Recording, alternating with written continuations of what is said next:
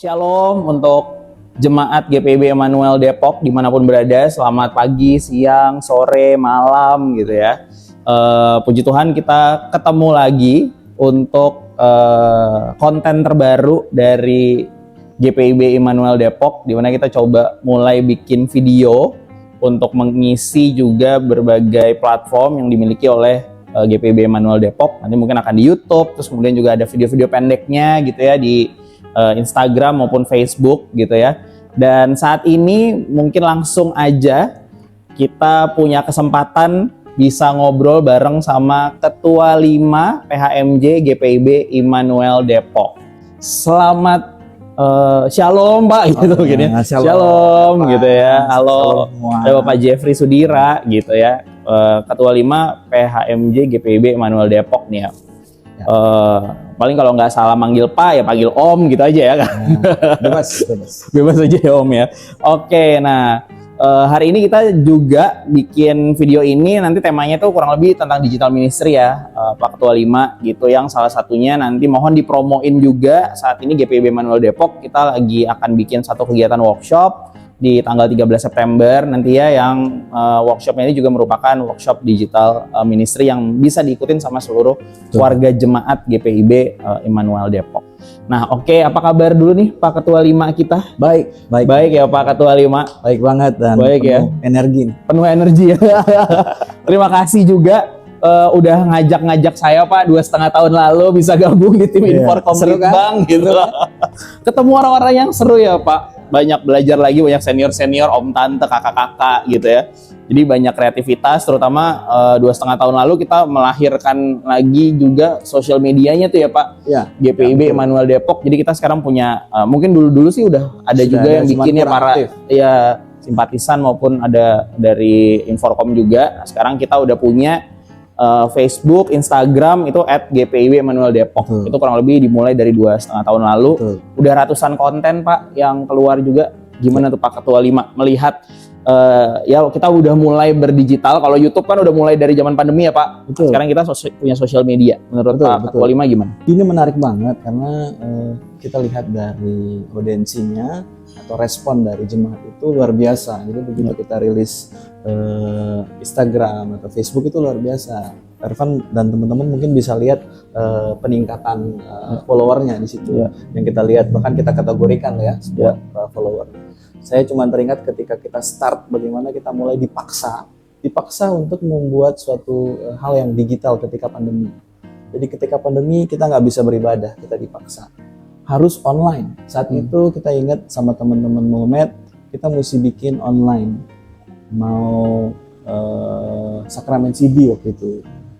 CD, jadi kita paksa kita turunin semua perangkat multimedia kita ke bawah. Kita gotong-gotong semua, kita cari cara gimana caranya supaya kita bisa live streaming. Itu ketika pandemi. Jadi belum pernah live streaming sebelumnya Pak? Belum pernah live streaming sebelumnya. Live streamingnya dari handphone gitu. Kita live ibadah itu kita lakukan dengan belajar gitu ya. Coba beberapa software, akhirnya kita pilih satu-satu. Bahkan kita mesti pinjem perangkat-perangkat dari yang memang punya, yang mumpuni gitu. Konsultasi dengan teman-teman yang bisa, sampai akhirnya kita buat rekaman dan live streaming selama ibadah di masa pandemi. Di situ kita dipaksa untuk belajar, sehingga kita ketemu cara-cara dan belajar terus gimana caranya kita ada di media yang berbeda, di digital. Terus kemudian menarik kemarin berkumpul teman-teman, datang kita pikirkan bagaimana sosial media kita ini bergerak untuk menjangkau jemaat juga yang jauh-jauh. Betul. Jadi banyak hal yang dalam 2,5 tahun ini kita rasakan cukup perubahan yang cukup signifikan, terutama di dunia digital. Betul sih Pak, kalau dilihat juga gitu ya dari sosial medianya si GPIB Emmanuel Depok ini, benar followersnya puji Tuhan nambah gitu ya, nambah terus, bahkan bisa dibilang kalau dilihat dari algoritmanya kita tuh tiap minggu tuh bisa ada 30-an orang baru yang follow Pak. Terus kemudian juga sekarang engagementnya udah makin tinggi gitu, karena yang likes makin banyak, yang komen kurang lebih gitu ya Pak. Nah ini kurang lebih kalau dari segi fenomena yang ada di IMADE, kalau menurut Ketua 5 juga gimana berarti? Apakah emang udah lebih banyak yang melek ya Pak? Karena kemarin ikut juga yang di G-Fest ya Pak.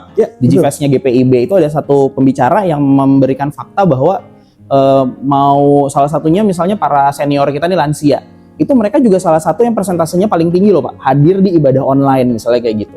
Nah kalau Bapak lihat sendiri nih di IMADE, berarti kurang lebih udah banyak yang melek teknologi dan memanfaatkan digitalisasi itu ya Pak? Iya, ini karena semua orang rame-rame ngomongin teknologi, semua orang terpengaruh sama informasi-informasi teknologi yang baru, AI segala macam, sehingga mereka mencari tahu ini nggak cuma hanya di dunia sekuler ya, akhirnya mereka juga mencari tahu di bidang rohani atau keagamaan, terutama di gereja ya. Dan konten-kontennya pun akhirnya terutama lansia kan butuh siraman rohani segala macam, akhirnya cari-cari tuh konten-konten yang ada hubungannya dengan gereja, dengan rohani, dan itu yang buat naik. Memang di tempat kita ini tidak seperti tempat lain, mungkin lebih senang komunal. Jadi begitu tidak ada lagi pandemi, jadi endemi, mereka kembali berkumpul. Tapi begitu kita buat konten-konten di sosial media yang Pak Ervan tadi sampaikan, ini kita menarik, kita lihat bahwa setiap minggu bahkan produksinya teman-teman Inforkom itu ditunggu. Iya. Jadi teman-teman punya jadwal untuk menayangkan jadwal ibadah keluarga, jadwal ibadah pelkat itu kalau terlambat pun ditanya, ini flyernya mana? Bener. Anyway, bener Pak. Engagement media sosialnya si GPIB Manuel Depok itu saat ini cuma jadwal-jadwal ibadah Pak. Iya. Sama ada salah satu yang diproduksi yang paling serius ya potongan khotbah. Itu baru sebatas itu aja. Tapi engagementnya memang sudah luar biasa signifikan. Bener ya Pak? Berarti memang dibutuhkan. Jadi seperti ya. Ditunggu-tunggu. Iya. Jadi walaupun ada informasi yang lainnya gitu ya, produksi itu seperti ditunggu-tunggu. Jadi kalau kita telat, udah deh kita pasti ditanyain di Uber deh. Oke. Yang terjadi, yang kita rasakan selama ini aja. Ya teman-teman dari Inforkom jadi mesti jadi lebih produktif dan mesti atur schedule dengan baik itu. Betul. Sekarang udah nggak boleh molor, jadi harus komit. Kalau udah jadwal tayang harus tayang. Jadinya gitu nih ya Pak Ketua 5. Oke. Nah sebelum ini nih Pak, sebelum kita masuk ke tadi ada aktivitas kita workshop digital ministry, mau tanya dulu dong Pak, latar belakangnya sebenarnya kalau semasa mudanya tuh dulu berarti udah aktif. Katanya kan salah satu aktivisnya IMADE juga nih. Gitu dong. Kalau semasa Pak Ketua 5. Saya udah tua banget. Iya sih ya. Ini masih pemuda kan kalau bahasanya dari WHO ya masih muda. Gampangnya aja. Produktif, usia produktif. Boleh cerita nggak sih Pak? Sebenarnya ini sharing juga nih buat kita yang muda-muda kan. Jadi memang saya terbentuk dari Gerakan Pemuda. Saya waktu itu jadi pengurus Gerakan Pemuda, bukan pengurus inti, biasa aja, dan kebetulan saya di bidang Inforkom. Oh dari dulu di GP? Pengurus GP, pengurus Inforkom. Perjalanan waktu ketika GP saat itu sedang melakukan banyak pembinaan, yang bersedia diutus ya saya. Saya sama ketuanya, Bu Desi. Jadi kami banyak dapat pengalaman dan saya bersyukur justru dengan saya diutus dari Manuel Depok, ketemu banyak teman-teman, akhirnya tahu bagaimana Gerakan Pemuda itu lebih dalam gitu ya, lebih jauh. Bahkan saya punya keuntungan. Kalau traveling keluar kota, di situ ada GPIB, anak GP-nya dulu pernah ketemu, tinggal kontak. Kita di sini nih, jemput dong. Akomodasi gratis ya Pak jadi.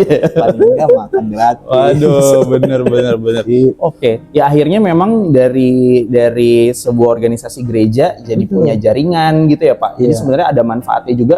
Ya bukan cuman pelayanan buat secara rohani aja, secara kehidupan juga sebenarnya jadinya ada benefit buat kitanya juga ya Pak. Dulu kita ngomong di depan orang banyak itu kita nggak berani. Di GP kita dilatih. Iya. Kita nggak dapet di kuliah Bang, karena teknikal ya.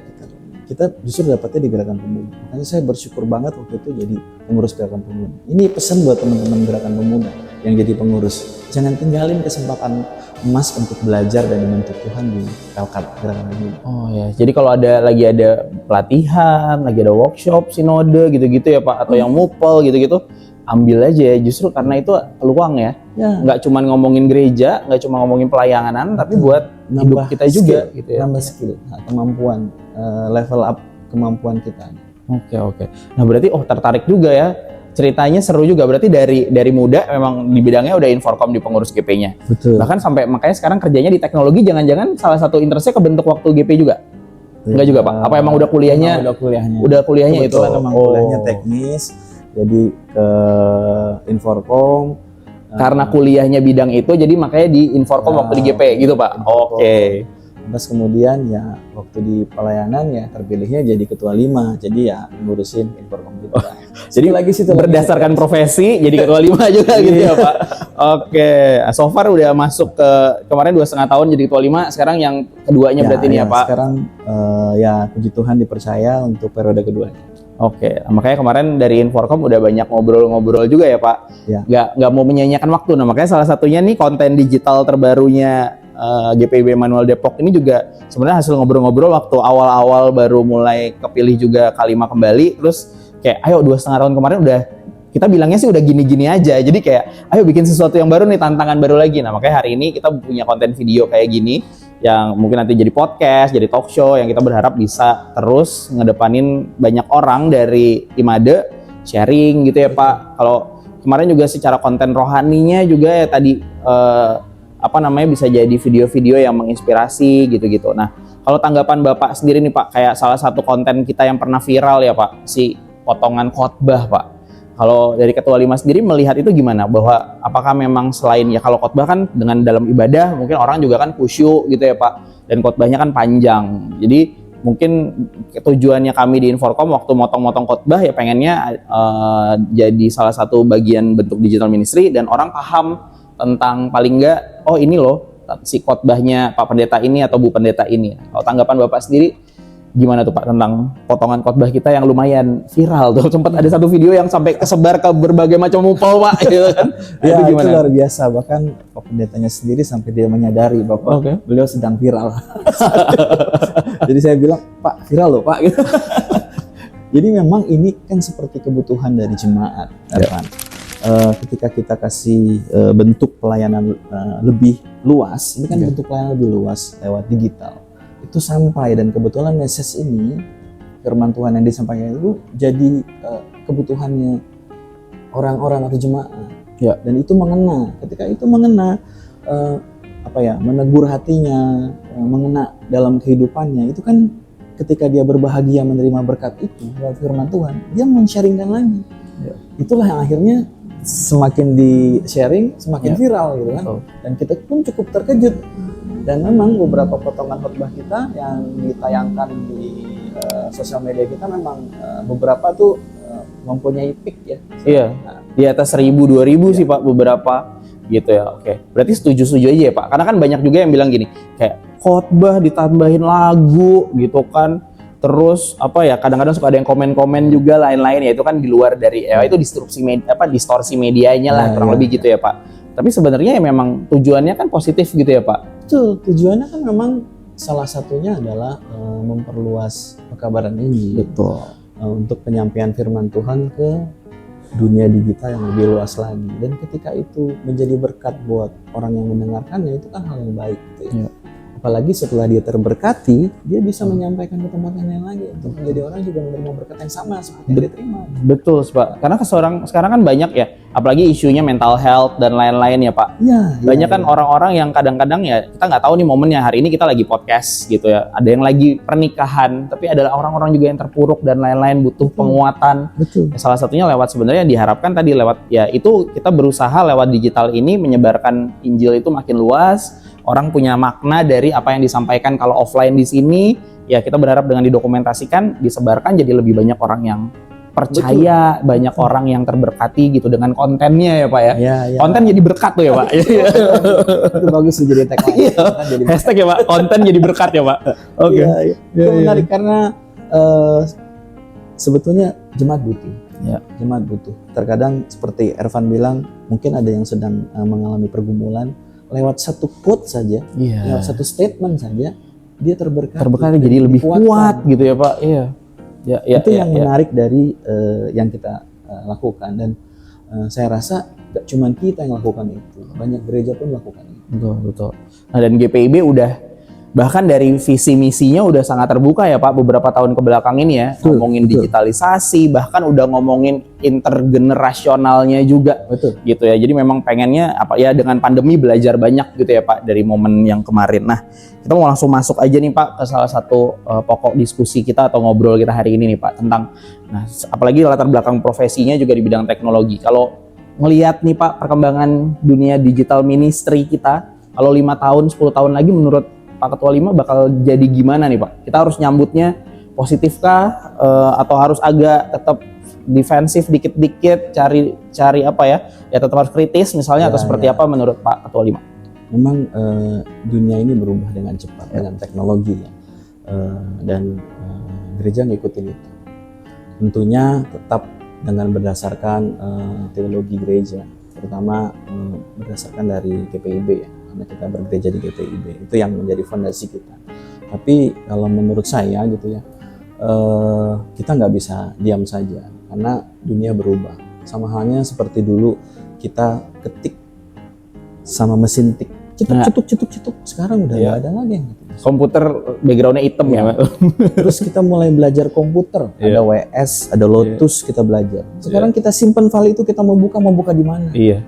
Disket udah nggak tahu. Udah nggak ada lagi. Dimana sekarang harus pakai Excel, ya kan? Pakai Word segala macam. Dan itu terus berkembang dengan mempermudah kita.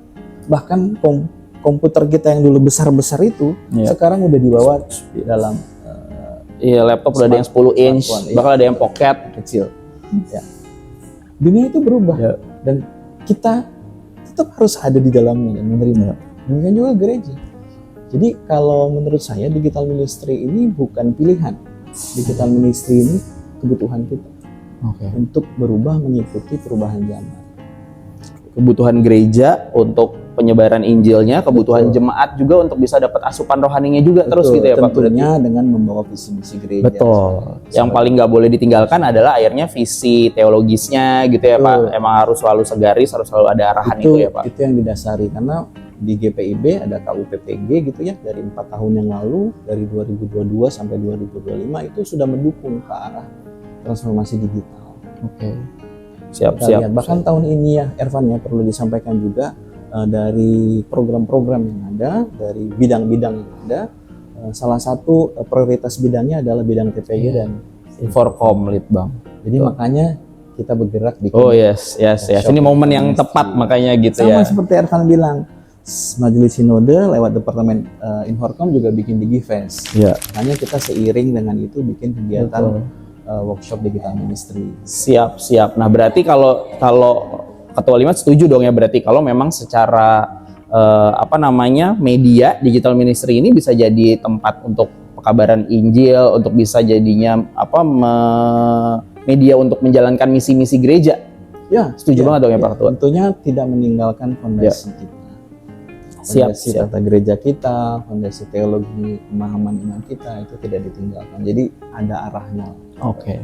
Nah, kemudian yang tadi nih udah sempat disinggung sama Ketua 5 tentang para muda-mudi di gereja Pak gitu. Menurut Bapak perannya mereka di digital ministry ini, apalagi kan sebenarnya mereka tuh udah nature banget ya Pak, Gen Z gitu ya. Terus udah kayak seperti kawan sehari-hari gitu. Foto harus atas bawah udah tahu banget tuh mereka. Menurut Bapak peran pemuda-pemudi sekarang juga di digital ministry, di pelayanan gereja harus kayak gimana nih Pak? Ini yang menjadi PR kita. Secara statistik kita sudah punya platform digital yang diproduksi oleh Majelis Sinode, salah satunya adalah database. Kita coba collect database itu, ternyata dari data yang kita punya banyak sekali yang kita bisa lakukan. Salah satu kekuatan kita adalah di Gerakan Pemuda. Oh iya, waktu itu pernah cerita Pak Ketua 5, usia produktifnya IMADE rumah besar banget ya Pak? Betul.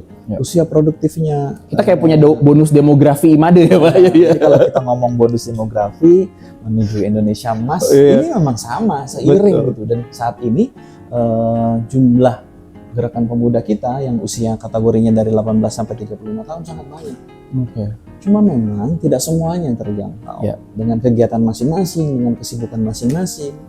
Tapi hal ini juga perlu kita perhatikan bahwa mereka juga berubah dengan kondisi yang ada. Dan kita perlu perhatikan juga banyak potensi-potensi Gerakan Pemuda yang punya kemampuan. Bayangin berapa ribu konten setiap hari yang diproduksi di sosial media. Masing-masing punya sosial medianya. Apakah itu tidak ada anak gereja GPIB? Ada pasti. Ada. Yang mungkin dengan pergerakannya sendiri-sendiri. Kita bayangkan kalau kita bisa himpun sama-sama, kita obrolin bagaimana kita bergerak sebagai Gerakan Pemuda ke depan untuk menjangkau pelayanan. melalui kemampuan mereka masing-masing, terutama transformasi digital ya. Ya. Itu kita bisa lakukan banyak hal sebetulnya. Betul Pak, jadi memang para pemuda-pemudi ini harus balik lagi, aktif lagi semua ke gereja ya Pak ya. Betul. Apalagi digital ministry ini bidangnya mereka banget ya Pak, megang kamera, sosial media, ngedit-ngedit CapCut dan lain-lain ya Pak ya. Iya, iya. Transformasi digital itu udah pasti terjadi. Iya. Kita sedang melakukan itu menuju digital ministry, karena seiring dengan ininya GPIB juga, tujuannya GPIB. Kan mereka sendiri juga akan meluncing yang namanya One Click. Oke. Dasarnya ya database yang tadi saya cerita. Ya, Dan kita sekarang semua diminta untuk merapikan database. Di situ saya kaget melihat data yang ada. Berapa banyak PA, berapa banyak PT, GP segala macam. Dan cukup banyak jemaat Iya, kita. iya. Bayangin Ervan, 4.000 jemaat kita. Wow. Dengan 1.400 sekian kakak. Itu potensi yang luar biasa. Apalagi anak-anak mudanya banyak. Harusnya sudah mulai terlibat nih teman-teman pemuda sekarang. Siap. Oh, berarti nah ini udah dapat lagi satu informasi baru lagi nih teman-teman. Berarti kalau kita bisa bilang sebenarnya kalau di GPIB itu sendiri digital ministry itu bukan masalah cuman konten khotbah atau konten-konten yang bersifatnya rohani ya berarti Pak Ketua 5 ya. Bahkan sekarang secara organisasi aja tadi udah ada database jemaat, udah versi digitalnya juga gitu ya. Bahkan udah bisa sampai kita tahu data tadi ya, usia dan lain-lain gitu ya Pak. Bahkan ada one click. Kalau nggak salah nanti kayak program kerja dan lain-lain tuh udah bisa sifatnya digital. Betul. Jadi bahkan GPIB sebenarnya perhatiannya udah sejauh itu ya. Sudah sejauh Digital itu. ministry bukan masalah konten tapi bahkan udah kepada bagaimana caranya gereja itu dijalankan juga ya Pak. Sebagai berarti organisasi. Ya, sebagai organisasi gerejanya juga sudah ya sebenarnya Pak. Oke. Nah ini pengetahuan baru lagi nih teman-teman. Berarti kita bisa ngecek nggak Pak? Database kita terdaftar apa nggak kita sebagai jemaatnya IMADE? Apa baru dari gereja aja ya? Gereja aja. Oh, oke. Ke depan nanti mulai koordinator sektor mampu mengecek.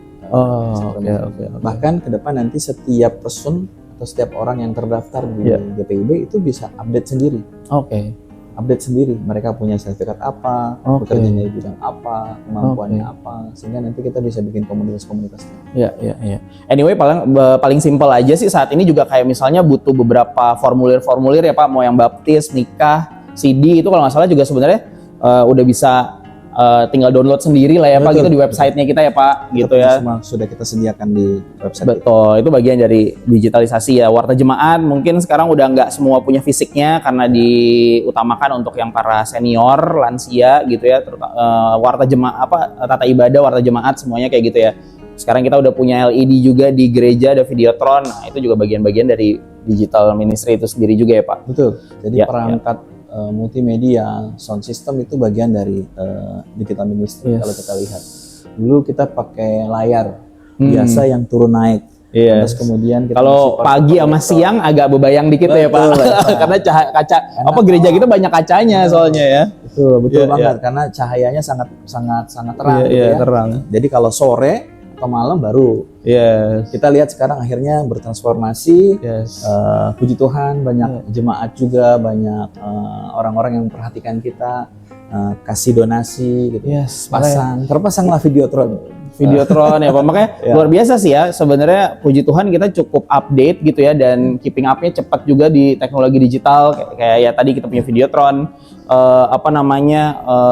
mixer audio kita juga lumayan ya Pak, bukan radio, yang mixer video, video kita juga punya gitu, jadi luar biasa sih ya. Nah itu mungkin saat ini obrolan-obrolan kita dengan Ketua 5 nih. Nah terakhir Pak Ketua 5, seperti yang tadi kita bicarain tentang eventnya GPIB Emmanuel Depok yang akan berlangsung di bulan depan tanggal 13 September nih Pak.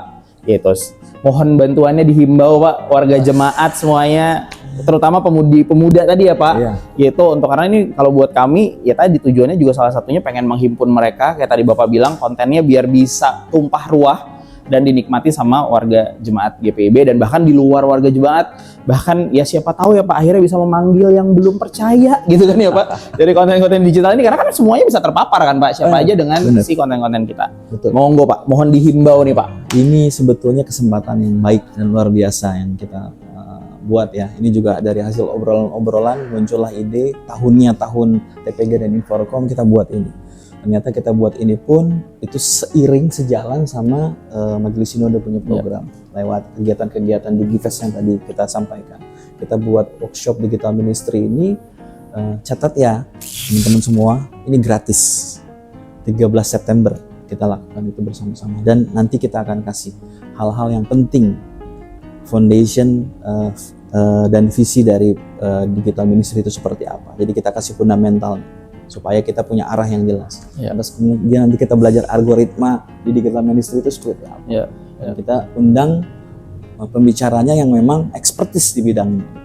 Mereka sudah confirm, jangan disia-siakan. Jangan disia-siakan waktu ini. Jadi segera daftar saja melalui informasi-informasi yang teman-teman bisa dapatkan untuk kegiatan ini tanggal 13 September, gratis sekali lagi. Silakan penuhi kegiatan ini untuk mendapatkan berkat di dunia digital ministry yang akan kita kembangkan bersama-sama. Oke, nah itu sih benar tuh. Ini kesempatan sebenarnya ya. Terlepas dari Ayo juga nanti abis workshopnya bisa join ke tim gereja juga gitu ya, bikin konten-konten di gereja, atau bisa jadi kesempatan juga ya Pak di sosial media sendiri, karena tadi kan kita bakal jelasin foundationnya tentang arahan-arahan teologisnya gitu ya Pak, tentang konten-kontennya seperti apa. Bisa juga dibikin konten sendiri jadinya ya Pak gitu. Jadi akhirnya tahu cara bikin konten yang menarik gitu ya. Juga algoritmanya nanti seperti apa. Supaya menarik itu seperti apa. Ini nggak cuman kita dengerin orang, kita akan belajar. Jadi setengah hari kita akan dapat teorinya, setengah hari lagi kita akan praktek. Jadi ini judulnya bukan seminar, ini judulnya workshop. Workshop itu nanti ada hands-on-nya. Betul. Ada latihannya. Jadi kalau bisa memang bawa laptop sendiri atau smartphone-nya untuk bisa latih sama-sama. Akan dapat banyak trik and tips yang teman-teman bisa dapatkan di acara ini. Oke, nah begitu ya Bapak, Ibu, kakak-kakak gitu ya yang disampaikan sama Kak Lima tadi. Jadi bayangin kalau sebenarnya yang paling utama sih kalau saya lihat juga talent ya Pak. Talent yang bisa kita, kayak tadi Ketua Lima kalau kita lihat ceritanya kan dari zaman mudanya kuliahnya ngambil teknologi, berperan di kepengurusan juga, sampai jadi Ketua Lima bidangnya kurang lebih sama juga gitu ya. Itu memanfaatkan talentanya berarti gitu ya, izin Pak Ketua Lima. Nah ini juga kita memanggil yang lainnya, ayo siapa tahu memang sebenarnya udah punya minat di digital gitu ya, di sosial media. Nah ini benar tadi gitu, kita belajar teknisnya juga tentang algoritmanya lah dan lain sebagainya. Jadi ayo semuanya untuk bisa bergabung gitu ya. Pak Ketua Lima, terima kasih banyak untuk kesempatannya hari ini, kita bisa ngobrol lagi. Ini balik lagi masih jadi uji coba nih Pak Ketua Lima gitu ya.